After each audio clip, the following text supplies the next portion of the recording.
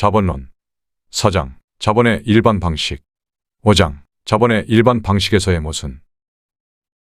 이자를 낳는 자본에서 유통 MC M'은 단축된 모습으로 나타난다. 중간 단계 없이 그 결과만 보면 M'의 형태이다.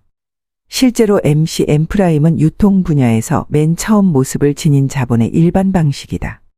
이런 과정을 통해 자본가로 완전히 성장하는 발전은 반드시 유통 영역 내에서, 그러나 유통 영역이 아닌 곳에서 발생하여야 한다. 이것이 문제의 조건이다. 다음은 4장에서 발췌한 문장들입니다. 상품 유통은 자본의 출발점이다. 상품 생산과 상품 유통, 그리고 그 유통이 더 발전된 형태인 상업, 이 모든 것들은 역사적으로 자본 성장의 토대가 된다고 할 수 있다. 화폐로서의 화폐와 자본으로서의 화폐 사이에 존재하는 차이점은 단순히 유통 형태가 다르다는 것뿐이다. 가장 단순한 유통 형태는 CMC이며 상품이 화폐로 전환하였다가 다시 화폐가 상품으로 전환되는 형태이다. 달리 표현하면 구매하기 위해 판매하는 형태라 할 수 있다. 그러나 이러한 형태를 따라 가다 보면 특별하게 다른 형태를 만나게 되는데 바로 MCM이다. MCM은 화폐가 상품으로 전환하였다가 다시 상품이 화폐로 전환하는 형태이며 판매하기 위해 구매하는 형태이다. MCM에서 유통하는 화폐는 형태 전환하여 자본이 된다. 그러나 잠재적으로는 이미 자본이었다고 할 수 있다. 이젠 MCM을 좀 더 자세히 살펴보자. MCM은 CMC처럼 두 개의 대조를 이루는 단계로 구성되어 있다. 제1단계는 MC 또는 구매 단계이며 화폐가 상품으로 전환한다. 제2단계는 CM 또는 판매 단계이며 상품이 화폐로 다시 전환한다. 두 단계는 결합하여 하나로 작용한다. 즉, 화폐가 상품으로 교환되고 같은 상품은 다시 화폐로 교환된다. 구매도 상품을 판매할 목적으로 구매하는 것이기 때문에 만약 구매와 판매의 차이점을 무시하면 상품을 화폐로 구매하고 화폐는 상품으로 구매한다고 말할 수 있다. 유통 과정 단계가 끝나면 결과적으로 화폐와 화폐와의 교환이다. 예를 들어 2,000파운드의 면화를 100파운드에 구매한 후 2,000파운드의 면화를 110파운드에 다시 판매한다면 실제적으로 100파운드를 110파운드, 즉 화폐를 화폐로 교환한 것이다. MCM 과정의 특성과 경향은 양 끝이 모두 화폐이기 때문에 어떤 질적인 차이점도 발생하지 않는다. 그보다는 양적인 차이점이 발생한다. 처음에 투입되었던 화폐가 마지막 유통 과정에서는 더 많은 화폐로 회수된다. 100파운드를 주고 산 면화는 100파운드에 10파운드를 더하여 110파운드에 재판매될 것이다. 따라서 이 유통 과정의 정확한 형태는 MCM'이며 M' 이꼬르 M 플러스 델타 M, 즉 증가액이 더해져서 합계는 더욱 증가한다. 원래 가치에서 증가하거나 혹은 초과한 가치를 잉여 가치라 부른다. 가치는 유통 중에 온전히 유지될 뿐만 아니라 가치의 잉여 가치가 더해지거나 확장된다. 이러한 작동이 가치를 자본으로 전환시키고 있는 것이다. 상품의 단순 유통은 구매하기 위해 판매하는 유통과는 관련 없는 목적으로 사용 가치를 충당하거나 욕구를 충족하는 수단이다. 반면에 자본으로서의 화폐 유통은 화폐 유통 그 자체가 목표이다. 왜냐하면 화폐가 지속적으로 갱신 활동, 즉 유통 중 가치 증식이 발생하기 때문이다. 그러므로 자본 유통은 무제한적이다. 이러한 화폐 유통의 속성을 너무 잘 아는 화폐 소유자는 자본가가 된다. 그러므로 결코 사용 가치는 자본가의 실질 목적으로 여겨지지 않는다. 또한 단 한 번의 거래에서 발생하는 이익도 실질 목적이 아니다. 끊임없이 그리고 끝이 없는 이익 창출만이 자본가가 추구하는 목적이다. 반면에 MCM 유통에서는 화폐와 상품의 가치 존재 형식이 각각 다르게 표현된다. 화폐가 일반적 가치 형식이라면 상품은 소위 특별하게 위장된 가치 형식이라고 할 수 있다. 한 가치 형태에서 다른 가치 형태로 지속적으로 어떤 손실도 없이 변화하며 반사적으로 적극적인 특성까지 지니게 된다. 만약 가치가 존속하는 과정에서 스스로 연속하여 가치 증식을 하는 두 가지 다른 형태, 즉 화폐 가치와 상품 가치를 교대로 얻는다면 여기서 우리는 두 가지 명제에 도달할 수 있다. 자본은 화폐이다. 그리고 자본은 상품이다. 그러나 진실은 이 과정에서 활성 요소, 즉 이 과정을 적극적으로 이끌고 나가는 것은 가치라는 것이다. 가치가 지속적으로 번갈아가며 화폐 형태와 상품 형태를 취하면서 또한 동시에 그 크기에서도 변화가 생겨 잉여 가치를 쏟아냄으로써 잉여 가치는 원가치와 차별화된다. 다른 표현으로 자발적으로 증식한다고 할 수 있다.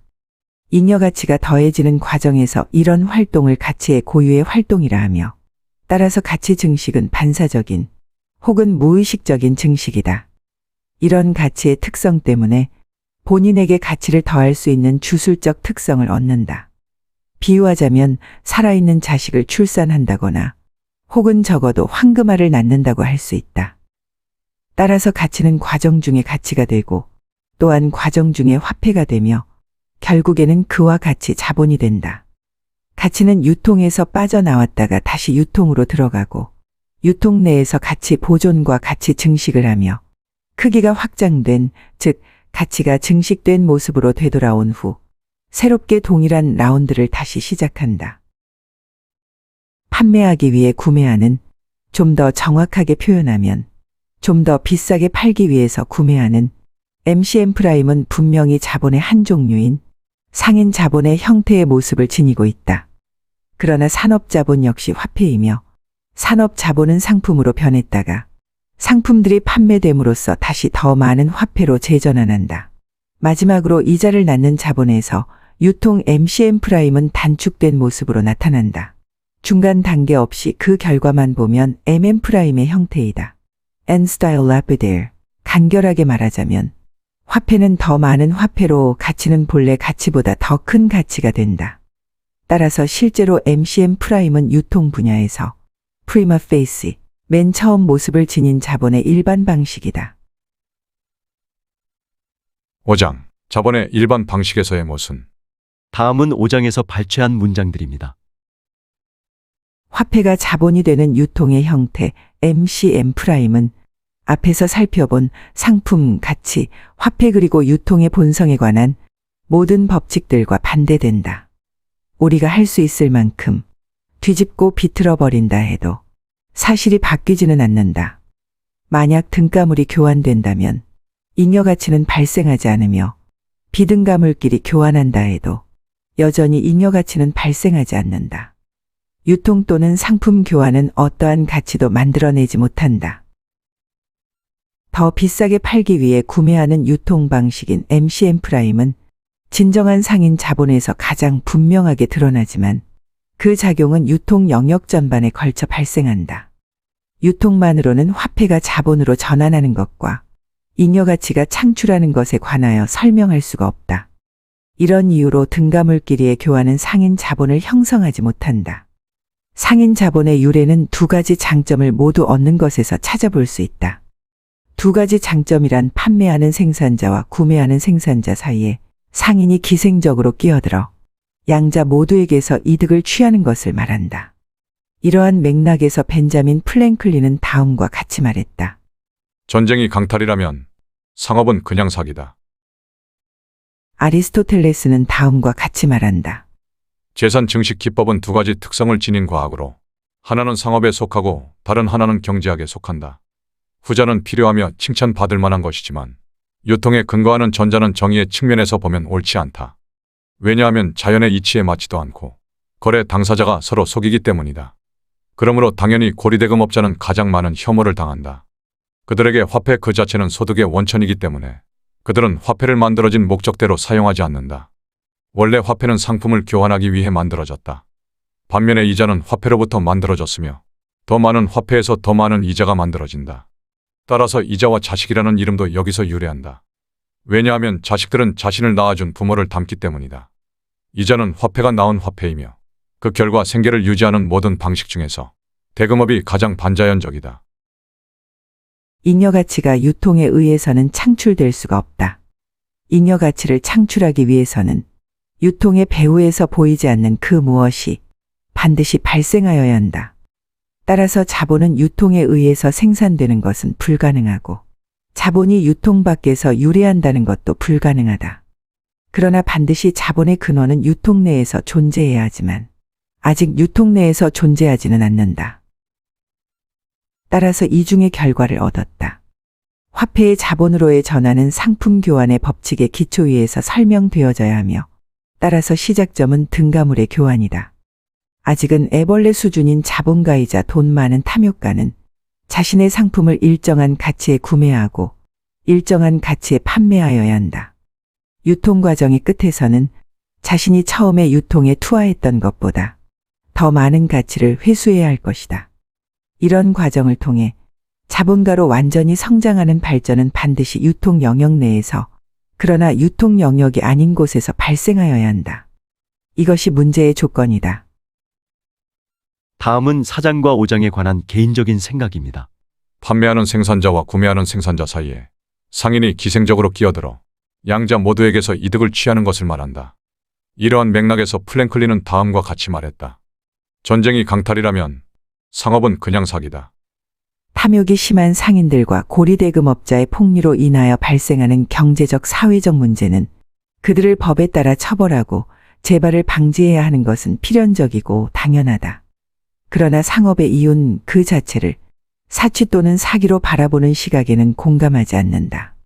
상인의 교역, 무역 그리고 운송업에서 이윤을 얻는 것은 그 물류를 유통하는 과정에서의 수고를 대신해주는 대가이고 또한 편의성을 제공하는 대가이기도 하다.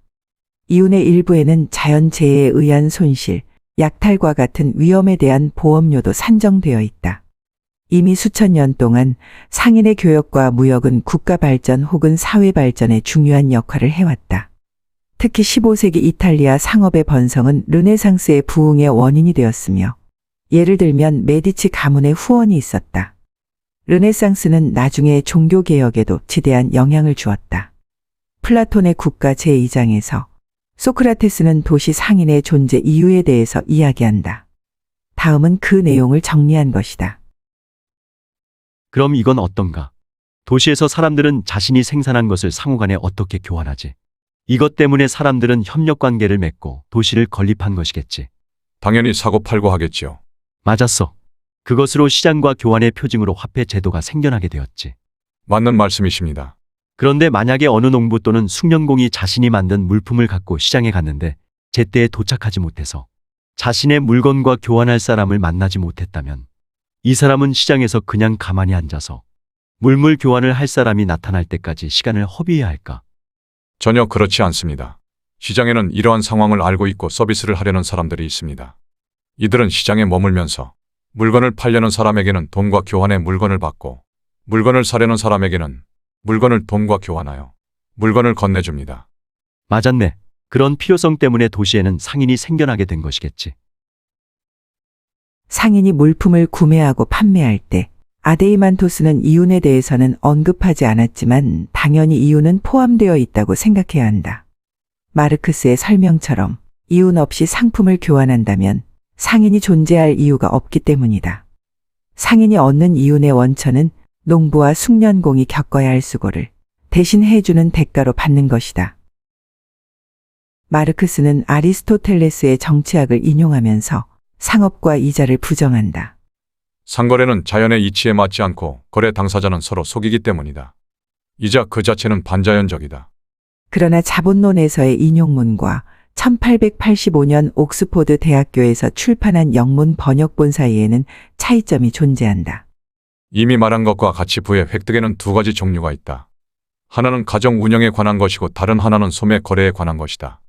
전자는 사회에서 필요하고 명예스러운 것이지만 주로 교환에 의해 이루어지는 소매 거래, 즉 상거래는 공정성 측면에서 비난을 받는다.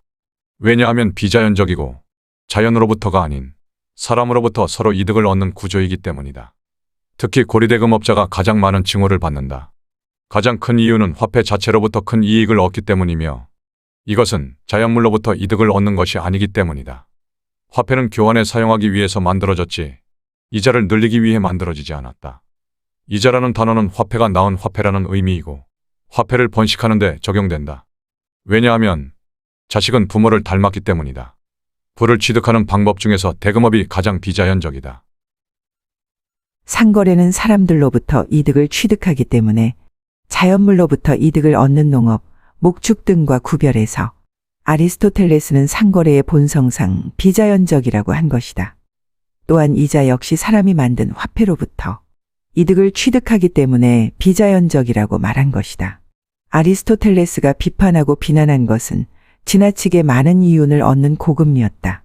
마르크스는 벤저민 플랭클린처럼 아리스토텔레스도 상업을 부정했다고 인용하지만 이는 사실과 다르다. 아리스토텔레스는 상업을 부정하지 않았다. 다음은 정치학 제1편 11장에 나오는 내용이다. 부를 획득하는 방법에는 여러 가지가 있는데 목축, 농업이 있으며 이것들이 바로 자연적이고 올바른 형태의 재산 획득, 즉 생산의 기술로서 중요하다. 그 다음은 교환 방법으로 재산을 모으는 기술 중 가장 중요한 것은 상업이 있다. 상업에는 해운, 운수, 판매 이 세 가지가 있으며 이들 중 어느 것은 안전성이 높고 다른 것은 이익률이 높다는 차이가 있다. 두 번째는 투자를 하여 이익을 남기는 것이고 세 번째는 보수를 받고 용역을 제공하는 서비스업이다. 교환의 마지막 업종, 즉 서비스업에는 숙련된 기술공이 하는 일이 있고 육체적인 노동만을 할 수 있는 비숙련공이 있다. 획득 기술의 세 번째 형태는 첫 번째와 두 번째의 중간쯤 되는 것이다. 왜냐하면 이것은 첫 번째 자연적 형태의 획득 기술과 두 번째 교환 형태의 획득 기술 요소를 동시에 갖고 있기 때문이다. 참고로 마르크스는 아리스토텔레스와 벤저민 플랭클린의 글을 인용하여 상업의 본성을 사기라고 설명하지만 상업은 경제학의 근간에 해당하기 때문에 상업을 사기라고 말한다면 결국 경제학도 사기라는 우를 범하게 된다. 마르크스는 잉여 가치가 어떻게 만들어지는지 아직 5장에서는 밝히지 않는다. 잉여 가치는 순환 과정에서는 발생할 수 없는 것인데 잉여 가치가 발생했다는 것은 순환 과정에서 보이지 않는 그 무엇이 반드시 발생했음을 의미한다. 마르크스가 말하는 보이지 않는 그 무엇이란 가치 증식 과정과 잉여 가치의 생산 과정을 말한다. 보이지 않는 그 무엇은 아담 스미스의 보이지 않는 손을 연상시킨다. 국부론 제4편 2장 국산품과 경쟁하는 외국 상품의 수입 제한에 관하여에서 보이지 않는 손이란 표현이 나온다. 영국의 생산업자는 해외 생산보다 국내 생산을 선택함으로써 자신의 자산을 안전하게 하고 생산되는 물품의 가치를 최대화시키는 방법을 모색할 것이다. 이 모든 것은 자신의 이득을 위한 것이지만 보이지 않는 손에 이끌려 자신의 의도와는 전혀 다른 목적을 추진하게 된다. 이것이 자신의 본래 의도가 아니었다 해서 반드시 사회에 나쁘다고 할 수는 없다. 아담 스미스가 궁극적으로 지향하는 경제정책은 낮은 관세와 자유무역이었지만 당시의 영국의 기득권 세력들은 높은 관세와 보호 무역으로 많은 이득을 취하고 있었다. 달리 표현하면 당시 영국의 서민들은 품질 좋고 저렴한 외국산 물건들을 살 수가 없었다. 오히려 그 반대였다. 아담 스미스는 높은 관세, 독점 시장, 보호 무역 등에 대해서 비판적이었다. 따라서 국산품과 경쟁하는 외국 상품의 수입 제한에 대해서도 비판적이었지만 그래도 숨은 장점을 찾아보려고 하였다. 당시 영국에서 시장을 독점 혹은 과점하고 있던 상인들이 자신들의 이익을 위해서 한 행동들이었지만 어찌어찌하다 보니 자신들의 이익뿐만 아니라 다른 사람들에게도 이익이 생기게 되었다. 결국 그 의도가 선하지는 않았지만 사회적으로는 나쁘지 않았다는 뜻이다. 개인적인 생각에 상투적인 표현인 어찌어찌 하다 보니가 비유적으로 그렇지만 품위 있게 보이지 않는 손이란 표현으로 쓰였을 뿐이다.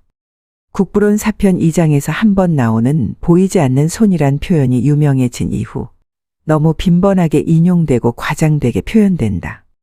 예를 들면 보이지 않는 손에 의하여 수요와 공급이 결정된다. 또는 보이지 않는 손에 의하여 시장 가격이 결정된다. 이는 적합한 표현도 아니고 맞는 사실도 아니라고 생각한다.